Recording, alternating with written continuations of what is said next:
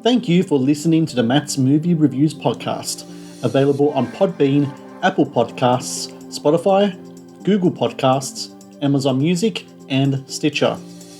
Also, please follow Matt's Movie Reviews on Facebook, YouTube, LinkedIn, Reddit, Instagram, Twitter, and Rumble.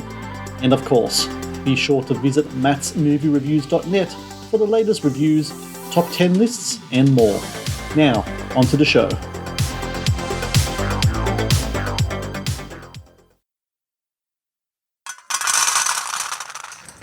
Kom da, Frank. Det er middag.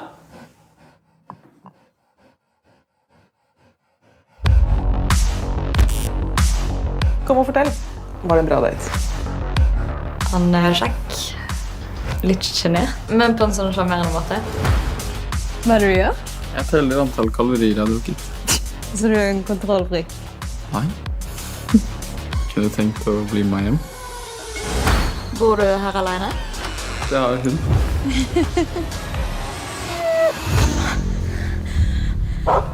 Du sa du hadde en hund. Ikke et fucking menneske i en hundedrakt. Det er veldig viktig at du behandler han som en hund. Ikke som et menneske. Ok? Verden er et grusomt sted. Jeg prøver å bli vant til det, men kanskje ikke så flink med folk generelt. Frank er en fyr som har gått gjennom mye. Han har ikke hatt noen til å være der for han. Utenom meg.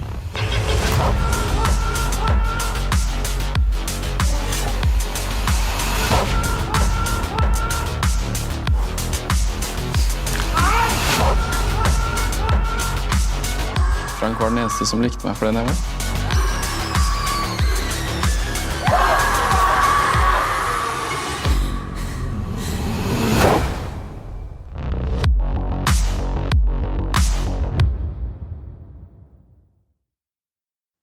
Hello and welcome to the Matt's Movie Reviews podcast. I am your host, Matthew Pejkovic, and this is episode number 552.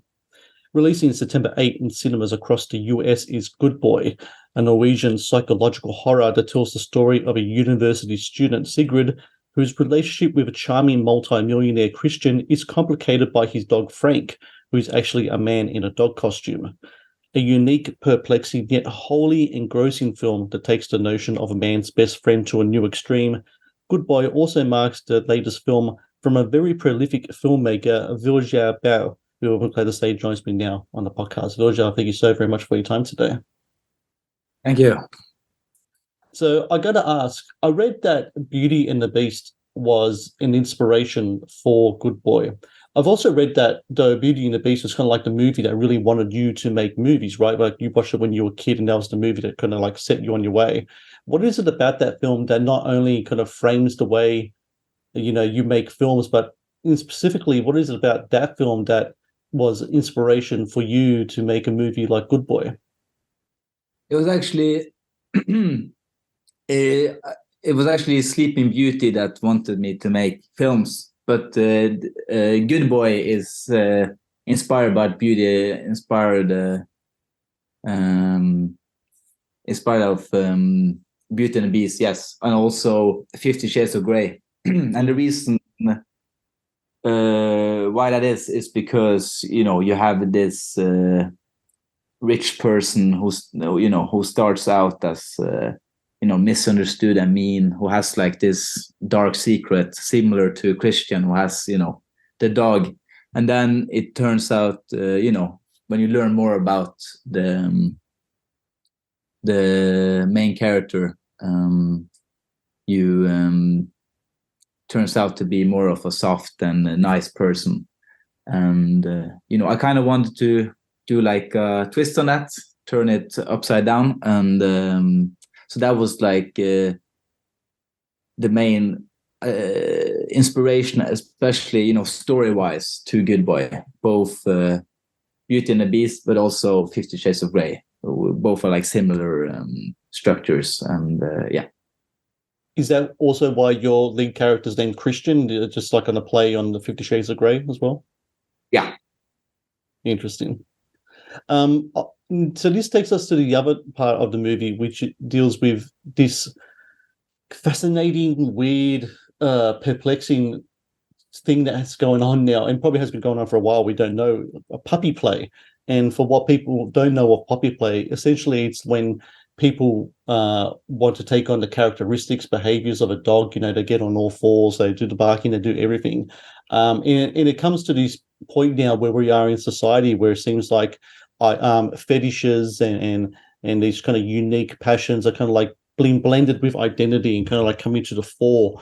Very interesting times we're living in. When did you first hear about puppy play? And did you always think to yourself, this could be a good, cool idea for a movie someday? It's actually funny because I actually found out about puppy play while writing the script. Oh, okay. So I didn't actually know about. So I first had the idea of a person in dog costume first, and then actually, quite late into the script writing process, I found out about puppy play. And the reason why I added that was, because to make it easier for Sigrid to, come back to Christian and the dog, because, oh yeah, it's because that it's a real thing, So that I felt was a really good thing that it actually is. It actually is a thing. So yeah. But I guess I kind of assumed that it was a real thing while writing the script, but it wasn't until quite late that I found about it, actually.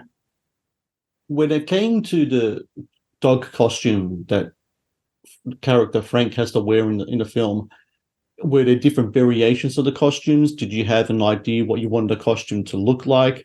How did that all kind of come together? Because the look of the costume, the look of Frank the dog is, I imagine has to be, specific enough for it to really stand out in your movie. Because and I'm always curious about the creative behind that. Yeah. So when we worked on the costume, we did have some discussions if it should be a mask or if it should be, makeup. And we found for me, it was obvious that it had to be a mask because it was important that you couldn't really tell Frank's, you can really read him, right? So, you couldn't tell if he was scared or if he was happy or, yeah. So in a way, it was important that kind of the audience kind of projects their own thoughts onto him, or whatever Christian was saying about Frank. So that was important, and also that it looked, to a certain extent homemade, but it had to have a certain uncanny valley where it kind of looks like a dog, but there's something. It doesn't look like a specific dog. It just looks like like a weird mishmash between different breeds. The Matt's Movie Reviews podcast is brought to you by TeePublic. TeePublic is the world's largest marketplace for independent creators to sell their work on the highest quality merchandise. With over 1.2 million designs, TeePublic is sure to have something you will love. The Matt's Movie Reviews podcast is brought to you by Amazon. The world's leading online store, Amazon is your first stop to buy a wide range of products at competitive prices with fast delivery times. Amazon is also a world-class entertainment hub that includes Prime Video, Audible, Twitch, Amazon Music, and more. Sign up with Amazon today and experience the best in online shopping and entertainment. Please support Matt's Movie Reviews on Patreon. Get access to exclusive content, request movie reviews and top 10 lists, and help support my work. Please click on the Patreon link in the description below. Not to go too far into spoiler territory, but I'm kind of curious about how you approach the psychology of Christian, because he's a really interesting character in that he's this guy that really loves structure, even to the point of his own body. takes his fitness seriously. He's counting these calories. When it came to that psychology of that character, do you in the film's lead actor Gard Løkke, do you talk about that at all? Does he bring his own ideas about who he thinks Christian is, and how do you kind of approach kind of like his kind of really unique worldview and take on his own not only what he believes the outside world to be, because he's such a shut-in, but also what he believes he is as a human being. Yeah, so Gard, who played Christian, and also Katrine Lovise, who plays Sigrid. Actually, all the people who played in the film, but all had a lot of had a lot of input on each of their characters. So they all helped with the script and fine tune and find motivation and make sure that it all made sense for the characters, what they were doing. And yeah, we did discuss the background of Christian. Not too much in detail. I did let Gard kind of choose himself what the real background for Christian was, but we did have, especially like the past between Frank and Christian. We had like a specific, how that came to be. We decided not to put that in the film, but also, yeah. So I do think, him as a person really informs, the reason why he would want a dog, or a person in a dog costume. You have the, control. Having a routine, and I think one of the main, not to get too much into spoilers, but one of the main inspirations for Christian and also the film was I saw a documentary about sociopaths, and that was kind of a lot of the inspiration behind Christian, the way sociopaths and narcissists, I should say, the way they're able to, manipulate people and, the need to control people, right? So that was, having a dog is a great, or making person behave as a dog is a great way to control someone. Yeah, absolutely. It's I'm really curious. You've done screenings for this film. You've done film festival screenings. What I love about Good Boy is that a lot of movies, a lot of cinema, unfortunately, a lot of it kind of relies on formula. There's kind of like there's predictability to it. Good Boy is anything but predictable. It's a movie that really kind of keeps you on your toes. It takes these twists and turns to these different places in the film. When watching the movie with an audience, what is it like seeing their reactions to certain things that happen in the movie? Because the film can get intense, even at the start of the movie, actually, when Frank first kind of like meets Sigrid while she's having dinner with Christian. That in itself, even though it's a very kind of, I guess you could say, almost kind of placid scene, like underneath the surface, there's so much tension and such sort as well, that I even found myself kind of squirming in my seat because I didn't know what was happening next. What's been your kind of like take on different audience reactions and watching the film? And were there any moments in the film that were kind of surprising in regards to reactions to the movie? Yeah, so it's definitely a film. When I wrote it, there's definitely some moments that I was looking forward to or eager to see what the audience's reaction would be. What I was most surprised by was there's I'm not surprised, but a lot of people treat the first half like a comedy. And there's a lot of laughs during the first half, and it's not that it is surprising, because I did want people to, I wanted all kinds of reactions. I want people to be creeped out. I want people to laugh. I think what's good about the film is, or what I like about the film is that any reaction is valid, you know. Mm-hmm. If you think it's funny, if you think it's creepy, if you think it's just, you know, if you get offended by it, you know, or like think it's like a terrible, disgusting film, it's all those reactions are, it's designed to be that way.